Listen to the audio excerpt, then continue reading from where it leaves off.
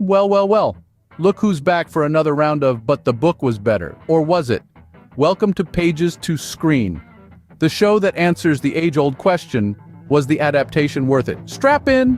It's time to dive into the thrilling world of did they really just do that? We're going to tear a masterpiece into masterpieces, dissecting adaptations to our beloved screen. Now, for today's scrutiny. This is From Page to Screen with your host, Timothy Imholt. Okay, so today's subject is when you take a book that's beloved by many people and you convert it into something for screen, how important is casting? And I think there's a bunch of answers to that question, but I think it really kind of depends on the book and really a couple other aspects to it. One, how well known is that book? How uh, does this character's sort of ethos, does the character's personality really fit in more than one type of person? There's a lot of different questions. But since Reacher series season two is out, I wanted to talk about a little bit about that. Plus, I've read pretty much every Reacher book there is. I think I haven't read two of the more recent ones, but I've read most of them.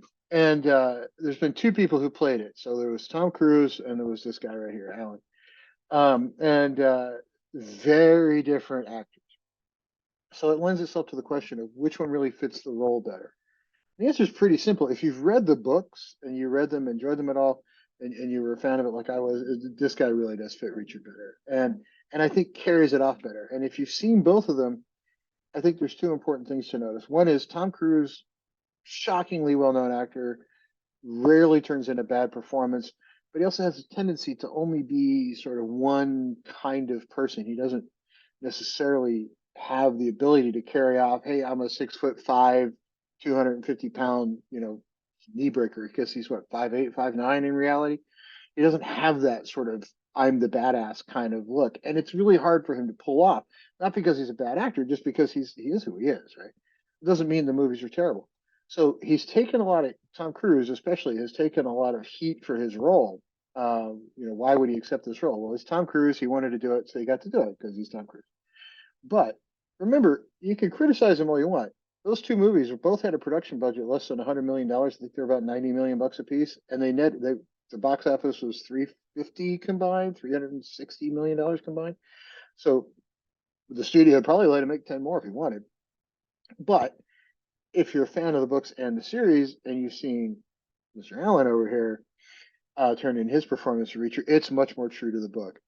But it lends itself to the question of, well, should they have let Tom Cruise do it? Well, without Tom Cruise, would anybody really have known about the Reacher character quite the way they do now, or did he kind of bring that out and make the books far more popular just because there was a movie came out about him? So is casting important? Is staying true to the book important? Well, I think sometimes it is. I think sometimes it's very important. A character like Reacher, I think, is certainly much better done by somebody who has that sort of physique, sort of that attitude that Tom Cruise just doesn't have. That doesn't mean the movies were bad. They just weren't really true Reacher movies. But by the same token, if you look at other books that have become movies, which is the whole point to this channel, um, the other casting has gone a completely different direction. So you've got if you go through other movie series, you'll find that they have completely changed the character from the book to the movie, and it worked just fine. Now, in the case of Reacher, I would think, without Tom Cruise, you probably wouldn't have the series on Prime. The books wouldn't be as popular as they are. So he was a necessary step to get to where we are. But I think certainly, this one, the guy that's doing it now is certainly much closer to the book. And if you haven't seen the series, you got to watch it. It is fantastic. It's one of the few series I look at out there and go, my God, when's the next episode come out? So is it important to kind of stay true to the story? And I think the answer to that really is it depends. I know in my own work, in my own books, which some of them have now become screenplays, none of them have been put out, but we'll see. Some of the characters, I think I have certainly a very strong vision in my head for of what I'd like to see on screen if one ever went that way. I think the way they're written, sometimes it lends itself to a very specific type of person, and sometimes it's more fungible, right? It can kind of just be flipped around to be kind of anything you want. I think the answer is, sometimes it matters, sometimes it doesn't. But in the case of Reacher, I think we can all agree Tom Cruise turned in two great movies. I enjoyed them. but that's reach right? I mean, it just is. So, everybody have a great weekend.